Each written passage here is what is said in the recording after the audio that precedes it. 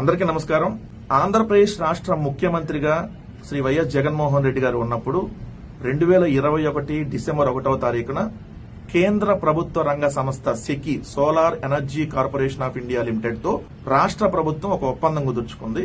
ఏంటి ఆ ఒప్పందం అంటే 7,000 మెగావాట్ల విద్యుత్ కొనుగోలుకు, సౌర విద్యుత్ కొనుగోలుకు సంబంధించి అది కూడా యూనిట్ అనేది కేవలం ₹2.49 కొనుగోలు చేసేటట్టుగా ఒక ఒప్పందం కుదుర్చుకుంది. ఆ ₹2.49లో ₹2.42 ఏమో స్థిర ఛార్జీ, ట్రేడింగ్ మార్జిన్ ఏమో 0.07 పైసాతో కలిపి యూనిట్ ₹2.49కి వచ్చేటట్టుగా ఇంకెటువంటి ఛార్జెస్ లేవు, ఐఎస్టీఎస్ ఛార్జెస్ ఏం లేకుండా ఒప్పందం కుదుర్చుకుంది. అది కూడా 25 సంవత్సరాల పాటు విద్యుత్ సప్లై చేసేటట్టుగా సంవత్సరానికి 4,400 కోట్ల రూపాయలు ప్రభుత్వానికి సంబంధించి ఆదా అవుతుంది అమౌంట్.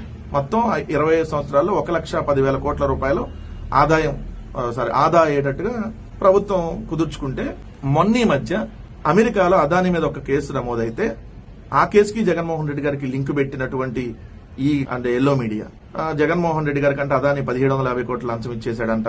అసలు వాళ్ళు పత్రికల్లో రాసిన మీరు వార్తలు చూస్తే పెద్ద పెద్ద హెడ్డింగ్లు పెట్టి ఎల్లో పత్రిక ఎలా విషయం చెప్పిందో చూడండి. జగన్ కు అదానీ లంచం 1,750 కోట్లు, నిబంధనలు ఉల్లంఘించి అదానికి అనుమతి ఇచ్చేశారు, అడ్డగోలు సమర్థన, అవినీతి ఒప్పందానికి అడ్డగోలు సమర్థన, సెకీ ఒప్పందంపై అభ్యంతరాలన్నీ తూచి ఐఎస్టీఎస్ ఛార్జీలు కట్టాల్సిందే, అధిక ధరలు ఎందుకంటే అడ్డగోలు వాదన, 1,10,000 కోట్ల రూపాయల నష్టం వచ్చేస్తుంది, జగన్ అదానీ జుగల్బందీ, ఎప్పుడు ఎక్కడ ఎందుకు ఎలా, అంతర్జాతీయ స్థాయికి జగన్ అవినీతి, రాష్ట్రానికి తీవ్ర నష్టం, ఇలాంటి తప్పుడు రాతలన్నీ రాసి ఇప్పుడు అదే సెకీతో ఒప్పందం కరెక్ట్ అని చెప్పి ఇదే ఆంధ్రప్రదేశ్ విద్యుత్ నియంత్రణ మండలి తేల్చి చెప్పి 4,000 మెగావాట్ల విద్యుత్తుని ఈ సంవత్సరమే కొనుగోలు చేస్తున్నారు.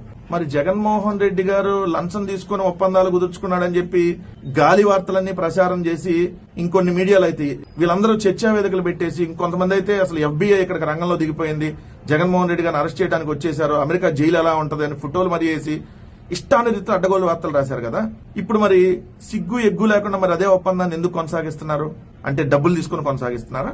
అదానీ దగ్గర ఇప్పుడు మీరు లంచం తీసుకొని చంద్రబాబు నాయుడు గారి ప్రభుత్వం ఈ ఒప్పందాలను కొనసాగిస్తుందా? మీరే చెప్పారు కదా ఎంతకంటే తక్కువకి వచ్చేసిద్దని. మరి ఆ ఒప్పందాలను రద్దు చేసుకోండి, రద్దు చేసి మరి తక్కువ రేటు కొనుగోలు ఎందుకు చేయట్లేదు? అంటే మీరు చేసిందంతా తప్పుడు ప్రచారం, మీ బతుకంతా తప్పుడు ప్రచారమే.